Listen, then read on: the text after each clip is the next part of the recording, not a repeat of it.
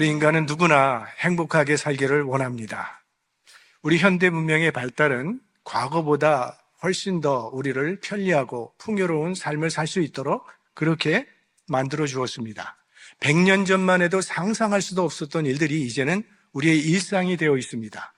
비행기만 타면 하루 만에 지구 반대편에 있는 곳에 갈 수 있고, 또 스마트폰 하나만 가지고 있으면 세계 어디에 사는 사람도 실시간으로 그 사람과 대화할 수 있게 되었어요. 의학의 발달은 과거에는 치명적인 질병이었는데 이제는 그것도 치료할 수 있는 그런 가능성이 열렸고, 그에 따라서 우리 평균 수명도 많이 늘어났습니다. 그런데 이처럼 풍요롭고 편리한 삶을 살고 있는 우리들이 과거보다 더 행복해야 될 텐데 오히려 우울증 환자는 더 많아지고 있고, 불안, 또 분노, 공허감 같은 것들이 더 깊은만 가고 있습니다. 왜 그런 것일까요? 아마도 우리의 마음 때문일 것입니다. 사도 바울이 감옥에서 빌립보서라고 하는 서신을 썼습니다. 그런데 그 빌립보서를 읽다 보면 거기에 자족이라고 하는 단어가 나옵니다. 자족이란 지금 있는 것만으로도 행복해하고 스스로 넉넉해하는 그런 마음입니다. 자족은 지금 가지고 있는 현실에 안주하라는 그런 말이 아닙니다. 또 지금 내 인생의 형편을 그대로 팔자로 받아들이고 운명처럼 받아들이라는 그런 말도 아닙니다. 자족은 어떤 형편에서든지 그 속에서 하나님의 은혜를 발견하고 감사하며 살아가는 마음을 말합니다. 우리가 감사하지 않는 것은 은혜를 받지 않았기 때문이 아닙니다. 우리는 이미 하나님의 은혜를 받았고 지금도 받고 있고 앞으로도 그 은혜를 받으며 살게 될 존재입니다. 그래서 우리가 우리의 시선을 하나님께 맞추고 살아가면 감사가 있고 평안이 있는데, 그 시선을 옆으로 돌리는 순간 비교가 시작되면서 평안이 깨지게 되는 거죠. 나보다 더 잘 사는 사람이 보이고, 나보다 더 성공한 사람이 보이고, 나보다 더 인기가 많고 인정받는 사람이 눈에 보이면서 부러운 생각이 들게 됩니다. 이런 말이 있는데요. 부러우면 지는 거다. 비교는 우리 마음에 결핍을 만들어내고 평안을 빼앗아갑니다. 얼마든지 객관적으로 볼 때 행복하게 살 수 있는 사람임에도 불구하고 자신은 참 불행하다고 생각하는 사람들이 많이 있습니다. 그런가 하면 저분은 어떻게 살지 도대체? 옆에서 걱정할 만큼 어려운 처지에 있는 분임에도 불구하고 의외로 행복하게 사는 사람들도 많이 있습니다. 그래서 그 사람의 은행 잔고를 보고 그 사람의 행복 유무를 판단할 수도 없고, 건강 상태를 보면서 행복 유무를 판단할 수도 없는 일입니다. 물론 세상에서는 외적인 조건을 보고 판단하려고 하지만 이 내면의 행복은 그렇게 일률적으로 적용할 수 없다는 것을 우리는 알 수 있습니다. 왜냐하면 인간은 하나님 앞에서 가치 있는 삶이 무엇인가를 깨닫는 영적 존재이기 때문입니다. 바울과 실라가 빌립보에서 전도를 하다가 귀신 들린 여종을 고쳐주었기 때문에 심하게 매를 맞고 감옥에 갇혔던 그런 일이 사도행전에 나타나 있습니다. 그렇게 몸에 매질을 당해서 몸은 많이 상했고 억울하게 감옥에 갇혔음에도 불구하고 그날 밤에 그들은 하나님을 찬송하고 기도했다고 했습니다. 몸은 감옥에 갇혔지만 그들의 영혼은 갇히지 않았기 때문이죠.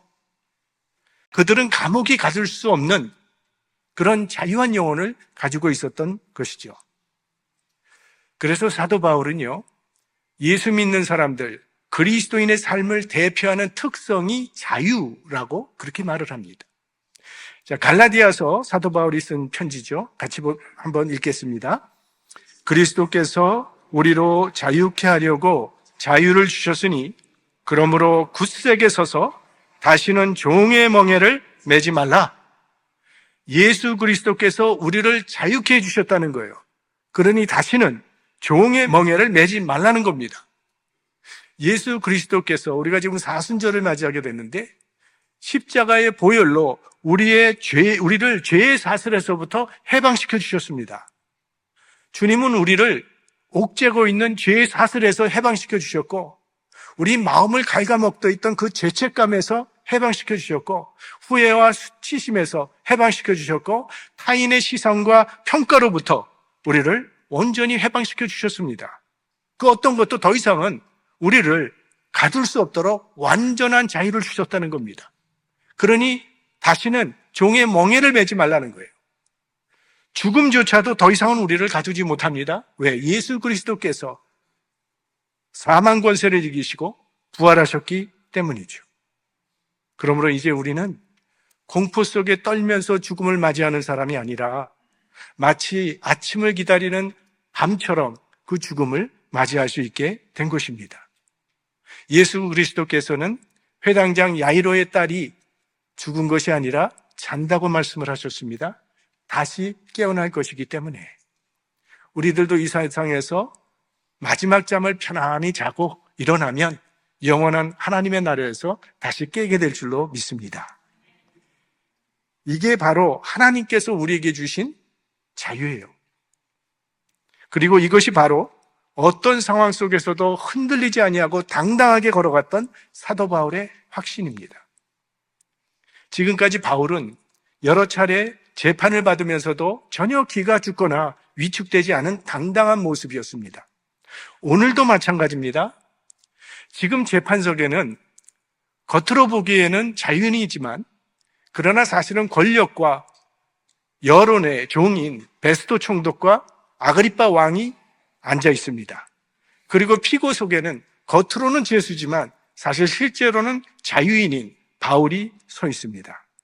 그리고 아주 진기한 광경이 펼쳐지는데 재판석과 피고석이 뒤바뀌는 상황이 벌어집니다. 피고석에 서 있는 바울이 저 재판석에 앉아 있는 왕을 신문하고 그 왕이 대답해야 되는 아주 기막힌 광경이 오늘 본문에 펼쳐지고 있습니다. 지난주에 우리는 사도 바울이 베스토 총독과 이 아그리빠 왕 앞에서 자기를 변호할 겸 신앙 고백을 했던 것을 기억합니다. 바울이 나는 사실은 정말 우리 유대교 중에서도 가장 열심히 특심한 그런 바리새파의 사람이었습니다. 그래서 예수 믿고 예수 따르는 사람을 핍박하는 것이 하나님께 충성하는 것이라고 나는 그렇게 굳게 믿고 그렇게 열성으로 내 온 몸과 마음을 다해서 예수 믿는 사람들을 핍박했던 사람입니다. 그리고 다메섹에 있는 그 예수 믿는 사람들까지도 잡아오기 위해서 다메섹 도상을 가는 중에 해보다 밝은 빛을 보고 쓰러지게 된 겁니다. 그리고 하늘로부터 부활하신 예수 그리스도의 음성을 들었습니다. 그때부터 나는 예수를 구세주로 믿게 되었고 그분의 사도가 되어서 예루살렘과 온 유대와 이방 땅까지 예수 그리스도가 바로 선지자들이 예언한 그 메시아임을 증거해 왔습니다. 바로 그 이유 때문에 지금 제가 이 재판 자리에 서 있습니다. 자, 이 바울의 말을 들은 베스토 총독의 반응이 오늘 24절에 나옵니다. 함께 보겠습니다. 바울이 이같이 변명하며 베스토가 크게 소리하여 가로되 바울아 내가 미쳤도다. 네 많은 학문이 너를 미치게 한다 하니 베스토는 바울이 미쳤다고 생각해요. 바울아 네가 공부를 너무 지나치게 해서 내가 미쳤구나. 여러분 객관적으로 보면요 바울은 미쳐있는 것이 사실입니다. 바울은 가말리엘의 제자로서 최고 학력을 소유한 사람입니다. 그가 학문의 길을 갔다면 그는 유대사회의 가장 존경받는 랍비가 되었을 것이고 그가 정치의 길을 갔다면 유대사회에서 가장 위대한 지도자가 되었을 사람이라는 것을 다 알고 있는데 지금 그의 꼴은 감옥살이하는 죄수가 되어 있고 그가 하는 말은 그저 그의 학문과는 전혀 관계도 없는 예수라는 사람이 십자가에 죽고 부활했다는 이야기뿐이니 그래서 미쳤다고 하는 거예요. 우리는 어떤 일에 깊이 빠져 있을 때 미쳤다는 말을 사용하죠. 저 사람 일에 미친 사람이야. 저 사람 도박에 미친 사람이야. 저 사람 명품에 미친 사람이야. 저 사람 저 돈에 미쳤어. 저는 학생 시절에 당구에 좀 빠져보니까요. 밥상에 놓인 밥그릇들이 이게 당구공으로 보이면서 어떻게 치면 이게 3쿠션이 되겠구나. 이런 계산이 나오고요. 잠자리에 누우니까 천장이 당구대로 보이는 때가 있었더라고요. 예. 미친 거죠, 당구에. 오늘 본문에 베스도가 바오라 내가 미쳤도다 하는 그 미쳤도다는 단어를 헬라어를 보면 이게 마이네라고 하는 단어입니다. 그리고 여기서 나온 단어가 마니아, 매니아. 우리 미국에서 매니아라고 그러죠. 헬스 매니아, 명품 매니아, 스포츠 매니아, 뭐 개인 매니아. 그러니까 베스도가 볼 때는 바울은 이건 예수 매니아였던 거예요. 예수에게 미친 사람.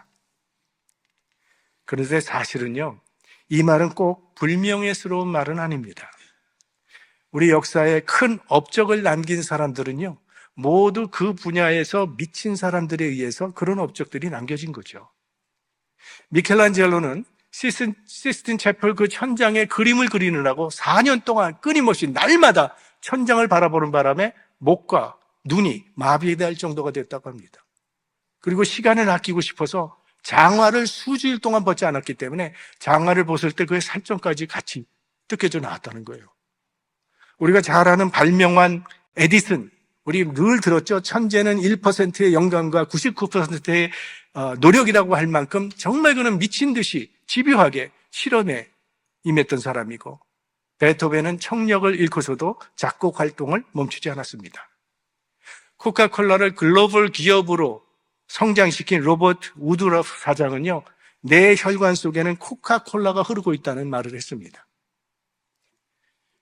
비가 한 방울도 내리지 않는 그 산 꼭대기에서 120년 동안 방주를 지은 노아를 보고 사람들은 미쳤다고 손가락질했습니다. 마가의 다락방에 성령이 임했을 때 제자들을 보고 사람들은 술에 취했다고 비웃었죠. 오늘 베스도 총독은 바울을 보고 예수에 미쳤다고 조롱을 했고, 유대인들은 예수를 보고 귀신 들린 미친 사람이라고 비난을 했어요. 그러나 세상은 미쳤다고 한 예수님 때문에 인류 구원의 길이 열리게 되었고, 사람들이 미쳤다고 하는 제자들 때문에 교회가 시작되었고, 오늘 세상이 미쳤다고 한 이 사도 바울 때문에 인류 전체가 복음화되고 있는 겁니다. 그러니까 하나님의 역사는 어떻게 보면 예수 그리스도에게 미친 사람들을 통해서 이루어져 갔고, 지금도 그렇게 이루어져 가고 있습니다. 우리도 예수님께 좀 미칠 필요가 있습니다. 근데 우리는 안 미치려고 적당히 거리를 두고 신앙생활을 하고 있죠. 예수께 미치면 인생의 즐거움이 사라질까 봐, 예수님께 미치면 저 아프리카로 갈까 봐, 또 아마존에 가라고 할까 봐, 예수님을 미치면 완전히 내가 가장 두려워하는 것을 하라고 하실까 봐 걱정을 하면서 이제 적당한 선에서, 그 선을 넘지 않는 한도에서 신앙생활을 하려고 합니다. 자기 목숨을 걸고 예수를 따르는 사람을 보면 저건 광신자지, 적당히 믿어야지, 너무 지나치게 믿으면 안 돼, 이렇게 말을 하죠. 대학부에서 한번 말씀드린 이야기지만, 우리 그 목사 선교사 되겠다는 형제 자매가 참 많이 나왔어요. 아주 뜨거웠는데, 그렇게 되니까 그들을 가장 앞장서서 말린 분들은 부모님이었어요. 너무 지나치게 믿으면 안 된다고. 근데 그분들이 교회 장로님이셨고 권사님이셨고 안수집사님이셨어요. 예수 믿는 거 좋다는 거예요. 그렇지만 적당히 믿어야지, 그렇게 지나치게 믿으면 되냐. 목숨을 걸고 모는 건 아니지. C.S. 루이스는 이런 태도를 가장 위험한 중도라고 그렇게 말을 했어요. 영혼이 걸린 문제에 적당이라는 말은 이건 하나님을 삶의 일부분으로만 두겠다는 그런 태도라고 비판했던 거죠. 왜? 성경은 마음을 다하고 몸을 다하고 뜻을 다하여 하나님을 사랑하라고 하셨기 때문에. 어떤 사람이요, 예수님을 믿고 너무 기쁜 거예요. 인생이 새로워졌어요. 그러니까 너무 좋아서 티셔츠에 나는 예수에 미쳤다 라고 써서 입고 거리를 다녔습니다. 사람들이 그 티셔츠를 보면서 별 이상한 사람 다 있네 하면서 다시 한번 돌아보게 되는 거예요. 그러면 그 등 뒤에는 너는 뭐에 미쳤니? 이렇게 써 있더라는 거예요. 근데 생각해 보면요, 우리 인간은 다 뭔가는 빠져서 뭔가에 미쳐서 살아가고 있는 겁니다. 어떤 사람은 사업에 미치기도 하고요, 성공에 미치기도 하고, 인기, 취미, 소유, 자녀에게 빠져서 살아가기도 하죠. 여러분, 무엇에 미쳐 살아가는 것이 가장 가치 있는 삶이 될까요? 우리가 믿기는 예수 그리스도를 위해 살아가는 인생이 가장 가치 있는 인생인 줄 믿습니다.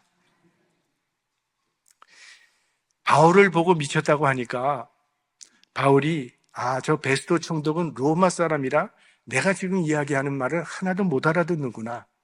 그러면서 전도의 대상을 이제는 아그리빠 왕을 향해서 옮기게 됩니다.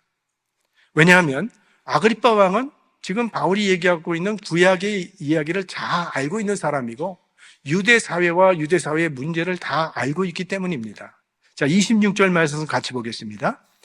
왕께서는 이 일을 아시기로 내가 왕께 담대히 말하노니 이 일에 하나라도 아시지 못함이 없는 줄 믿나이다. 이 일은 한편 구석에서 행한 것이 아니로소이다. 이 일은 한쪽 구석에서 행한 게 아니라는 이 일은 예수 그리스도의 십자가와 부활 사건을 말하는 것입니다. 우리가 알고 있지만 예수님께서 십자가에 돌아가시고 다시 부활하셨을 때 예수님 혼자 부활하신 게 아니고 성경에 보면 이미 죽은 신자들, 많은 성도들이 함께 무덤에서 일어났다고 나와 있습니다. 그렇기 때문에 이 소식이 방방곳곳에 퍼져나가면서 예루살렘이 완전히 발칵 뒤집혀졌고 떠들썩해졌던 거예요. 이 사실을 아그리빠 왕이 모를 리가 없습니다. 그래서 이제 결정적인 질문을 던지는데 27절입니다. 아그리빠 왕이요 선지자를 믿으시나이까? 믿으시는 줄 아나이다. 선지자를 믿으십니까? 이거는요 허를 찌르는 질문입니다. 왜냐하면 만약에 아그리빠 왕이 나는 믿지 않는다 하면 유대인들이 아그리빠 왕을 배척할 것이기 때문입니다.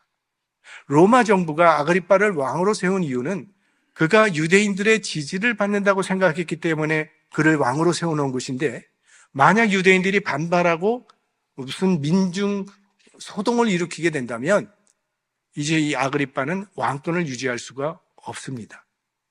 그렇다고 정반대로 나는 믿는다라고 얘기를 하게 되면 구약 선지자에서 예언한 그 메시아가 예수라고 지금 중언한 사도 바울의 말에 동조하는 그런 상황이 된 거예요.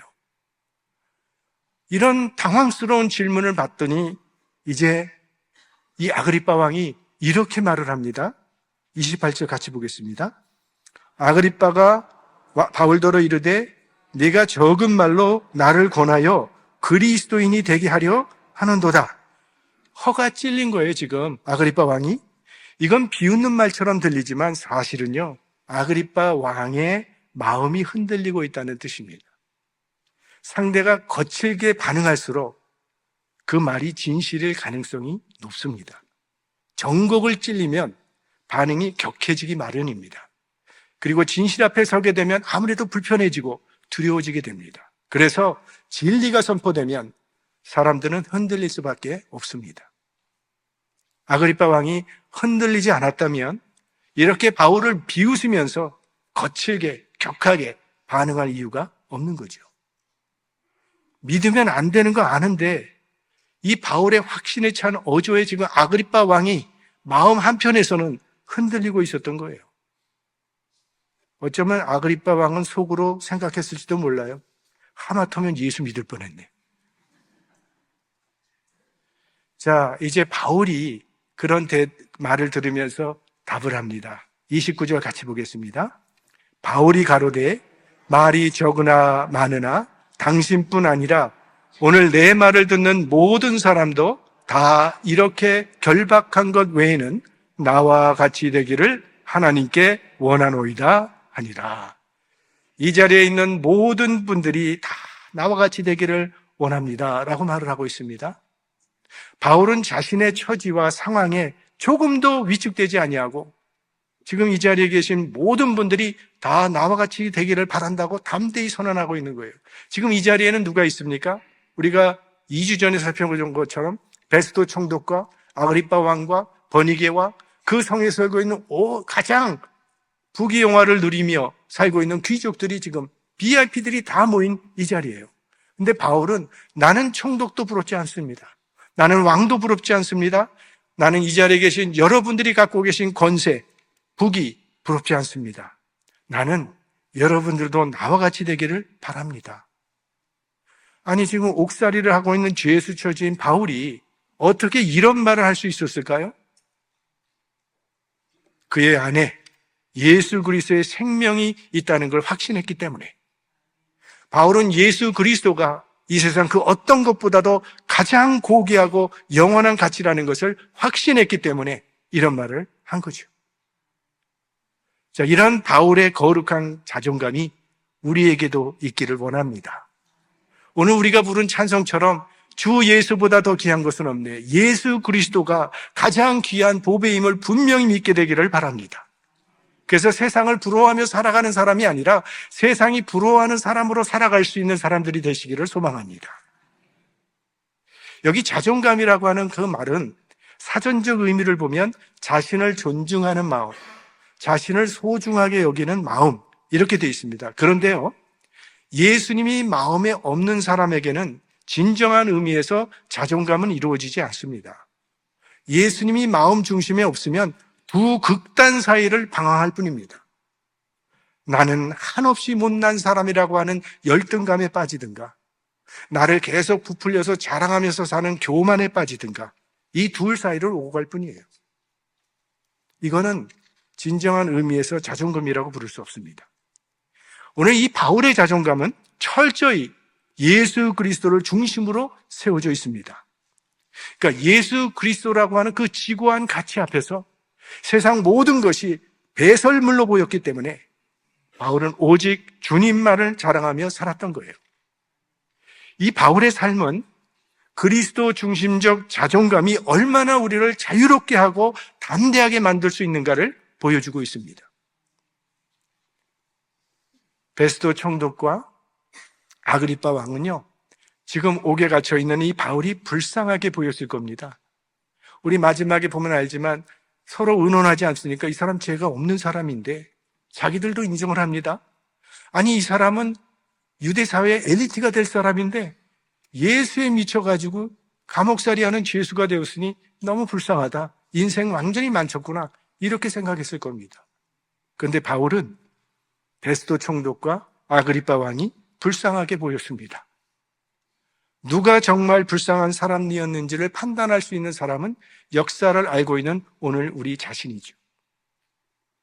한 시대를 풍미했던 재벌들도, 권력의 정점에 섰던 통치자들도 다 무덤에 누워 있습니다. 죽음 앞에선 모든 것이 덧없이 사라질 뿐이에요. 영원한 것은 오직 하나님이 주시는 생명뿐입니다. 그 생명을 하나님께서 그리스도 안에서 우리에게 주셨습니다. 우리는 장차 생명의 면류관을 쓰게 될 사람들이에요. 그러니 누구에게나 여러분도 나와 같이 되시기를 바라요. 나와 같이 생명의 면류관을 쓰는 사람이 될 수 있기를 바랍니다. 말할 수 있는 이런 영적인 자부심이 가득한 그리스도인이 될 수 있기를 바랍니다. 무엇보다도 여러분의 자녀들에게 너희도 나처럼 살기를 바란다고 말할 수 있다면 그것이야말로 세상이 말하는 성공을 넘어선 진정한 성공이 될 것입니다. 예수 그리스도를 가장 큰 기쁨이요 자랑으로 삼고 살아가는 하나님의 백성들이 되시기를 주님의 이름으로 축원합니다. 성령의